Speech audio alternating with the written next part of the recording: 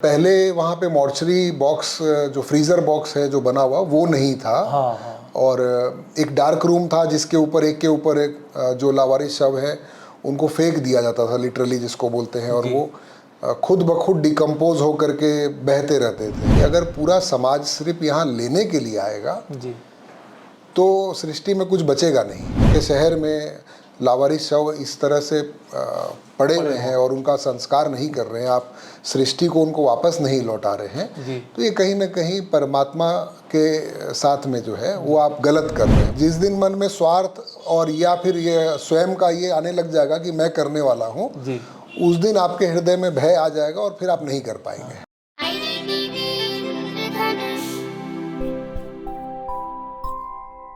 अजीब सा सफ़र है ये ज़िंदगी, मंजिल मिलती है मौत के बाद। मौत के बाद इंसान किस मंजिल की तरफ सफ़र करता है, यह भला हम में से कौन जानता है।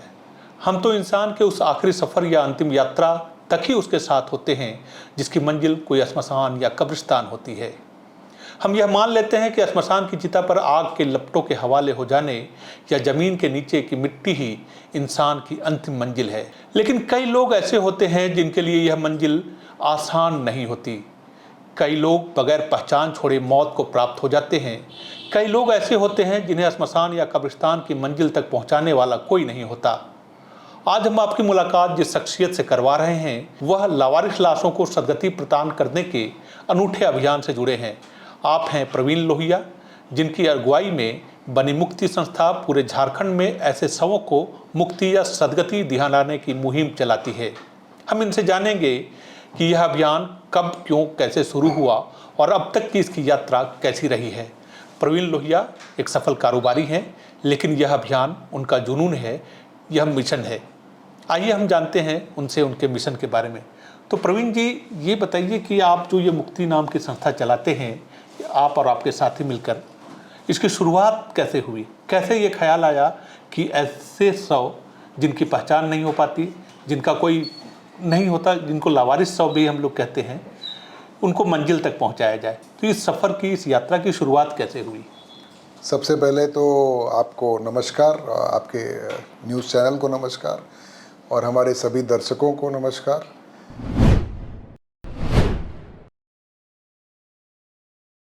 ये मुक्ति संस्था का जो कार्यक्रम शुरू किया था हम लोगों ने 2014 में, जब एक बार त्रासदी आई थी हम लोगों के सामने में बद्रीनाथ केदारनाथ में, तो बहुत सारे लोग जो है वहाँ पे लावारिस हो गए और कुछ बाढ़ का सिनेरियो था तो मिल नहीं पाई लोगों की बॉडीज। कई लोगों की पहचान नहीं हो पाई और हम लोग अपने राज्य में भी ये आया अखबारों के माध्यम से। झारखंड में भी कई लोग ऐसे थे जी कि जिनका आज तक पता नहीं चला। तो ये एक बहुत बड़ी विडंबना है कि वो कहीं ना कहीं किसी घर के, किसी परिवार के सदस्य हैं और उनको सदगति नहीं मिल पाई।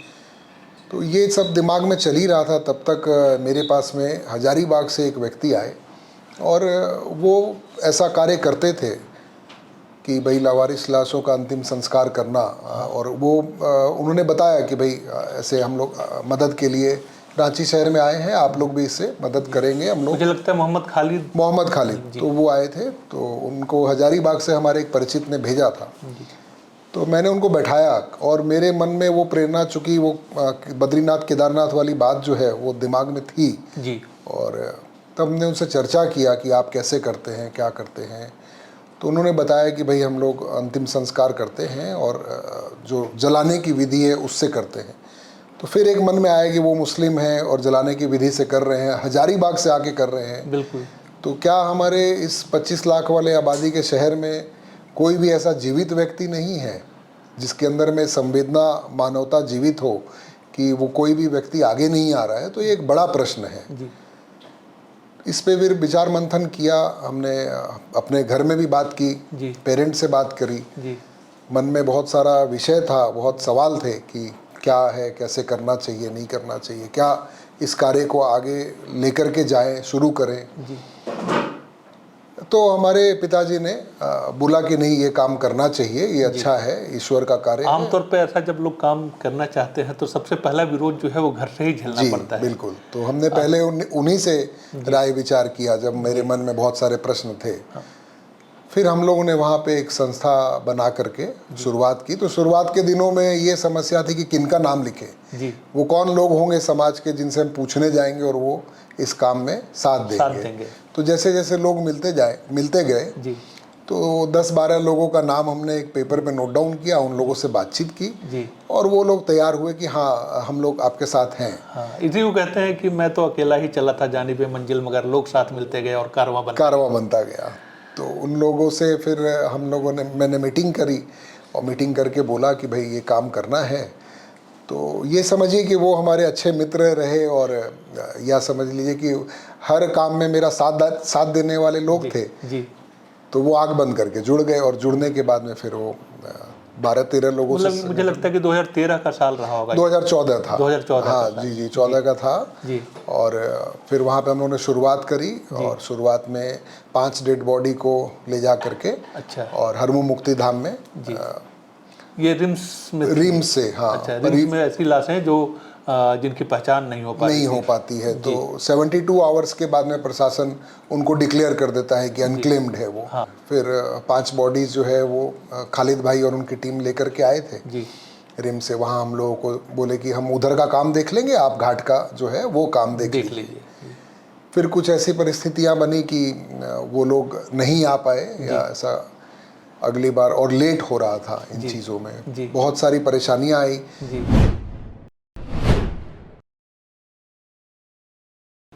तो एक समय ऐसा आया कि जब हम लोग 2-3 लोग ही हिम्मत किए कि हम लोग को रिम्स में जा कर के और वहाँ से पैकिंग भी हम लोग खुद ही करेंगे। हाँ। बट पहले वहाँ पे मॉर्चरी बॉक्स, जो फ्रीज़र बॉक्स है जो बना हुआ, वो नहीं था। हाँ। और एक डार्क रूम था जिसके ऊपर एक के ऊपर एक जो लावारिस शव है उनको फेंक दिया जाता था, लिटरली जिसको बोलते हैं, और वो खुद ब खुद डिकम्पोज होकर के बहते रहते थे। जी, मतलब बहुत ही बुरी हालत में चीज़ें थी। जी। तो हम लोगों ने हिम्मत किया, हम थे और हमारे मित्र हैं अतुल गेरा वो थे जी। तो हम लोगों ने बूट खरीदा और हैंड ग्लव्स खरीदा कि चलेंगे और खुद से पैकिंग करेंगे जी। और स्थिति वहाँ पे ये थी कि जब डार्क रूम को खोला गया तो उसकी दुर्गंध जो है वो मुझे लगता है कि 1 किलोमीटर तक इतनी ज़्यादा फैलती है कि वो बर्दाश्त करना ऐसे भी मॉर्चरी की जो सामान्य गंध रहती है वही बहुत भयावह होती है, बहुत उसको बर्दाश्त नहीं कर पाते हैं सारे लोग। तो और उस हाल में डार्क रूम में घुसना ये अपने आप में बहुत ही तो पहली बार जब आप डार्क रूम में घुसे या उस जगह पे घुसे, मॉर्चरी में घुसे लाशों को निकालने के लिए, वो जो क्षण था वो कैसा था और क्या अनुभव रहा होगा? मेरे ऊपर जो जिम्मेवारी का भाव था वो शायद उस भय को कम करता चला गया जी। और ये लगा कि ये करना है और हम लोगों ने डेट डिक्लेयर कर दिया था कि इस संडे को होना है जी। तो उसके पहले मुझे जाना था, करना था। कितने थे वहाँ पे? उस समय वो गिनती नहीं की जा सकी। अच्छा, हाँ, क्योंकि बहुत बुरी हालत में थी तो बस ये अंदाज ही लगाया जा सका कि ये लगभग इतने होंगे जी। कंडीशंस जो है वो बहुत ही ज़्यादा बदतर थी स्थितियाँ। तो किसी तरह से वो एक मलबा ही समझिए आपकी था जिसको लाश के अवशेष थे और तो उसको एक तरीके से समझिए तो वो बेलचा और वो सब इस्तेमाल करके निकाला गया जो चीज़ें थी। वहाँ के जो कर्मचारी थे उनका सहयोग लिया गया, वो लोग अंदर घुस करके फिर मदद किए और सब। फिर वहाँ से हम लोगों ने स्टार्ट किया। फिर आप लोगों के जैसे मीडिया के माध्यम से और बातें हुई, फिर वहाँ पे मॉर्चरी जो पूरा फ्रीजर का सिस्टम है वो डेवलप हुआ जी। फिर उसमें रखे जाने लगे शव। उससे समाज को ये हुआ कि 72 घंटे के बाद भी अगर कोई क्लेम करने आता था जी। तो उसको शव जो है वो अच्छी परिस्थिति में उसको मिल जाता था एटलीस्ट। तो ऐसे करके ये कारवां शुरू हुआ और अब तक हम लोगों ने 42 बार लगभग, ये 2014 से मतलब 8 साल होने लग गए हैं सामूहिक तौर पे अंतिम संस्कार उनका। हाँ। तो ये अंतिम संस्कार जब करते हैं इसमें ये एक मसला आता है कि इंसान की जो धार्मिक पहचान है, क्योंकि हिंदू जो है वो दाह संस्कार करते हैं, जो मुस्लिम होते हैं उनके यहाँ अलग रिवाज है, ईसाई है उनके यहाँ अलग रिवाज है। तो ऐसे 100 जो आइडेंटिफाई नहीं हो पाते या जिनका धर्म जो है वो पता नहीं चल पाता, तो का अंतिम संस्कार कैसे होता है? देखिए, हम लोग जब मॉर्चरी में जाते हैं और जिस अवस्था में वो सारी चीज़ें वहाँ पे रहती हैं, बॉक्स भी बराबर खुलना बंद होना या कर्मचारियों के द्वारा जो हैंडल होता है, जी। तो थोड़ा एसी का मसला भी रहता है जी। कि मशीन ख़राब भी होती है, तो ऐसे में बॉडी थोड़ा डिकम्पोज होने लग जाती है। जी। और नॉर्मल इंसान की पहचान क्या है? अगर खून को मिला दिया जाए तो आप उसमें डिफ्रेंशिएट नहीं कर पाते ये हैं। बात है। और शरीर को भी अगर आप रख देंगे ऐसे ही, हाँ। बिना कपड़ों के या बिना, एक नॉर्मल है कि किसी में दाढ़ी लगी हुई है या किसी में क्रॉस लटका हुआ है, जी, जी। या किसी में टीका लगा हुआ है, तब लाल तो आप पहचान पाते लाल हैं। धागा है, तो आप पहचान पाते हैं कि ये किस धर्म और जाति का है। लेकिन जिस कंडीशन, जिस अवस्था में है वहाँ पे, तो वो पहचान करना भी नामुमकिन सा ही लगभग हो जाता है। जी।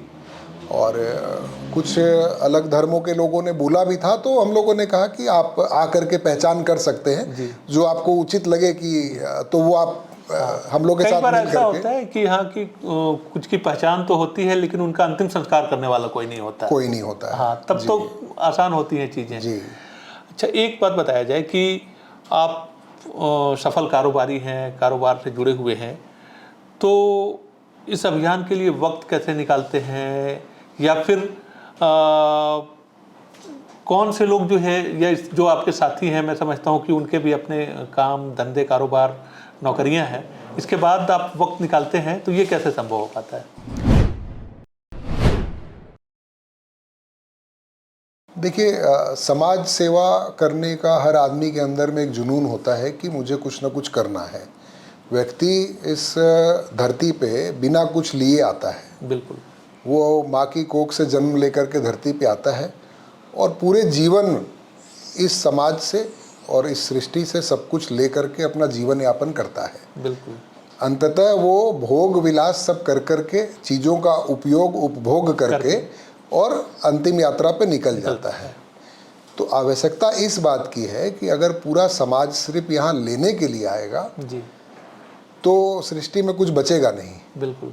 तो हम लोगों को ये नैतिक जिम्मेवारी है कि प्रकृति को हमको वापस भी कुछ करना है। जी।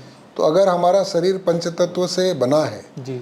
तो पंच तत्व को हमें उसे वापस लौटाना है। ये मानवता है। अगर आप ये कार्य नहीं कर रहे हैं कि आपके शरीर, आपके शहर में लावारिस शव इस तरह से पड़े हुए हैं और उनका संस्कार नहीं कर रहे हैं, आप सृष्टि को उनको वापस नहीं लौटा रहे हैं, तो ये कहीं ना कहीं परमात्मा के साथ में जो है वो आप गलत कर रहे हैं, प्रकृति के साथ गलत कर रहे हैं। आमतौर पे वो जगह, ये काम जो है वो बहुत आसान काम होता नहीं है, बहुत आसान काम नहीं होता है, और हर व्यक्ति के पास ये जिगर भी नहीं है, हर व्यक्ति के पास ये हिम्मत भी नहीं है कि वो इस तरीके का काम कर सके। तो क्या कभी आपका हिम्मत कभी जो है वो कभी डगमगाई आपकी? हकीकत बात यह है कि इस कार्य को करने के लिए मेरे पास भी कोई हिम्मत नहीं है। जी।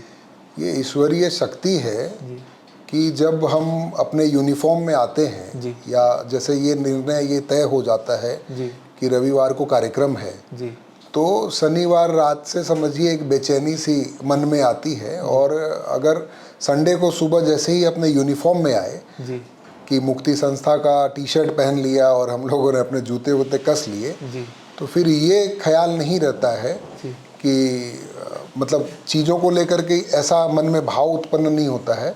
वो जिम्मेवारी का भाव रहता है कि अच्छे से करना है। तो ये ईश्वरीय शक्ति है और कुछ नहीं है इसमें। मतलब कभी मन जो है वो कांपा नहीं, कभी कभी मन में ये भाव नहीं आया है कि मैं कर रहा हूँ। जी। ये लगता है कि कोई और करवा कोई और कर रहा है, और ये मन में जब भाव नहीं है तो फिर वो चीज़ें मन में आती नहीं है। जिस दिन मन में स्वार्थ और या फिर ये स्वयं का ये आने लग जाएगा कि मैं करने वाला हूँ, उस दिन आपके हृदय में भय आ जाएगा और फिर आप नहीं कर पाएंगे। अच्छा, जैसे आपने बताया कि पिता ने जो है वो पूरा, उन्होंने कहा कि हाँ ये काम करना चाहिए, उन्होंने आपको आगे बढ़ने की, इस काम के लिए आगे बढ़ने की प्रेरणा दी, लेकिन परिवार के जो बाकी सदस्य हैं, पत्नी हैं, बच्चे हैं, माँ हैं, और भी जो लोग घर में हैं, इनकी क्या प्रतिक्रिया रही है?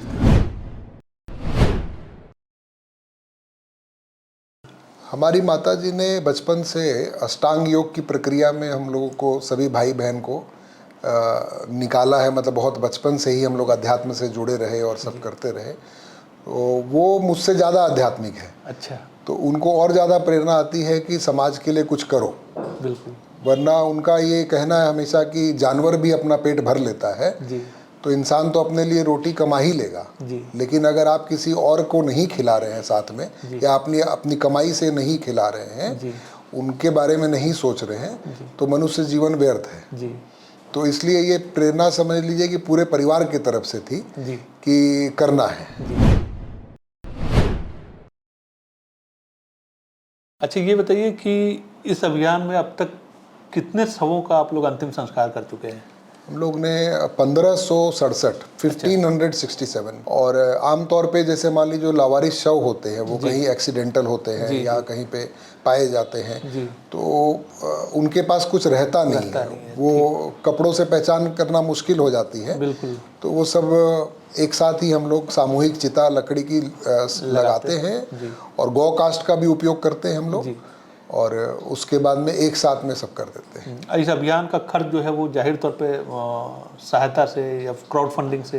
ये हम लोग जो मुक्ति संस्था के सदस्य हैं जी वो आपस में मिलजुल करके हम लोग इसको कर लेते हैं। जी। आप उन लोगों का नाम कुछ लेना चाहेंगे जो आपके इस अभियान में आपने जैसे पहल की, और जो लोग आए उनमें से कुछ का नाम का जिक्र करना बहुत जरूरी है? सभी लोग अपने हैं। मेरे यहाँ तो हमने ये सिस्टम बनाया हुआ है कि किसी का नाम भी, अध्यक्ष भी नहीं रहेगा, कोई सचिव भी नहीं रहेगा, और सारे लोग ही रहेंगे। वो जो अंतिम व्यक्ति है वो अगर एक लकड़ी भी उठा रहा है उसका भी उतना ही योगदान है कि वो तो ऐसे कुछ नाम जो आपके साथ हमेशा होते हैं, ऐसे नाम आप लेना चाहेंगे? जैसे प्रवीण लोहिया के साथ और कौन कौन लोग हैं इस मुहिम में? बहुत सारे लोग हैं हमारे साथ में। रोहित पोद्दार है, पंकज पोद्दार है, उसके बाद परमजीत टिंकू है, आशीष भाटिया है, राहुल जायसवाल है, बंटी जुल्का है, ऐसे बहुत सारे, हम लोग 150 लोग हैं। 150 लोग हैं। हाँ, तो सभी लोग अपने हैं, प्रिय हैं जी। हाँ, और ये सारे लोग मिलकर ये काम जो है वो अंजाम देते हैं? सब लोग, सबका योगदान है, सबके सहयोग से होता है। अच्छा, ये इसमें रिम्स प्रशासन या डिस्ट्रिक्ट एडमिनिस्ट्रेशन इनकी ओर से कभी आपको लगता है कि कोई मदद की ज़रूरत हो, तो कभी ऐसी ज़रूरत पड़ी भी होगी तो कोई मदद मिल पाती है? सारे लोग मदद करते हैं। अच्छा, सारे लोग सारे लोग, या प्रॉपर डॉक्यूमेंटेशन होता है। रिम्स से हम लोगों को पत्र आता है, पत्र के बाद में सभी विभाग को हम लोग पत्राचार करते हैं, और जहाँ जहाँ से जो ज़रूरत होती है वहाँ वहाँ पे हम लोग बोलते हैं कि मान लीजिए रिम्स में भी हम लोग बोलते हैं कि आप स्टाफ प्रोवाइड कीजिए, है ना, और नगर निगम को बोलते हैं कि कुछ ट्रैक्टर दे दीजिए, जेसीबी दे दीजिए, ताकि वहाँ पे जुमार नदी के तट पे करते हैं तो कभी भूमि समतल है नहीं है ना, लकड़ी के अरेंजमेंट्स है, तो पूरे समाज के सहयोग से ही चीज़ें होती हैं। अच्छा, ये अंतिम संस्कार के बाद भी जैसे खालिद करते हैं, खालिद जी से हमने एक बात की थी कि कुछ अस्थियां भी बहाते हैं, पता चल जाता है जिनका तो अस्थियां बहाने चले जाते हैं, तो क्या आप लोग भी ऐसा कोई उसके बाद भी? देखिए, पहले जो होता था वो 6 महीने में एक बार होता था जी, तो सारा डिकम्पोज हो जाता था जी।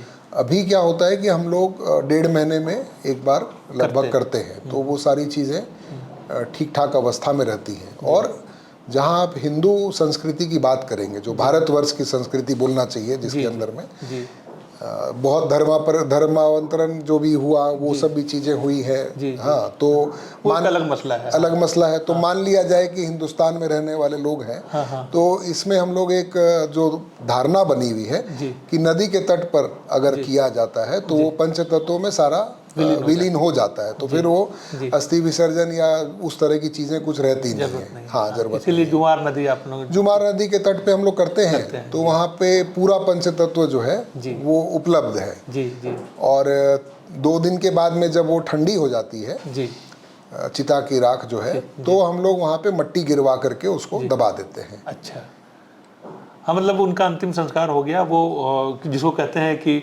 सुपुर्दे खाक हो जाना कभी कहते हैं, और वो या दाह संस्कार हो जाना, तो वो आप संपन्न मान लेते हैं? संपन्न मान लेते हैं जी।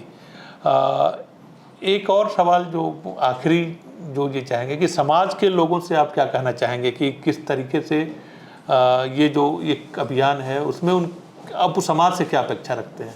कि तमाम लोग हैं, कई लोग ऐसा होता है कि जिनकी इच्छा भी हो सकती है कि इस अभियान में सहभागी बने, तो कैसे आपकी मदद में आगे आ सकते हैं वो? देखिए, हमारे यहाँ पे एक तो हमने सिस्टम कर रखा है कि मेंबरशिप का कोई चार्ज नहीं है जी, और हर एक आदमी समाज का जो है वो सदस्य है जी। 3 बार जो घाट पे आ जाए जी, वो हमारा सदस्य बन जाता है। अच्छा। तो इसमें ऐसा नहीं है कि हम लोगों ने ये कर रखा है कि सिर्फ संस्था का सदस्य बन गया जी। और ये हो गया कि हम मुक्ति संस्था के सदस्य जी। हैं, ऐसा नहीं। समर्पण अगर आपका है तो आप ऑटोमेटिक सदस्य हैं आप, और पूरा समाज जो है वो सादर आमंत्रित है जी। कि जो भी आप सहयोग करना चाहते हैं वहाँ पे आकर के कार सेवा जिसको बोलते हैं जी। तो वो आप कर सकते हैं। कोई रोक टोक, कोई बंधन नहीं है। तो आप ये बड़ा काम कर रहे हैं और आपकी का ये जो अभियान है वो लगातार चलता रहे, और हम ये उम्मीद करेंगे कि रांची में शवों को सदगति प्रदान करने का ये अभियान जो है, किसी भी हर शव को की एक मंजिल होती है और उसको वो मंजिल हासिल हो, आप इसमें सफल हों, आपका अभियान लगातार चलता रहे। बहुत बहुत शुभकामनाएं आपको।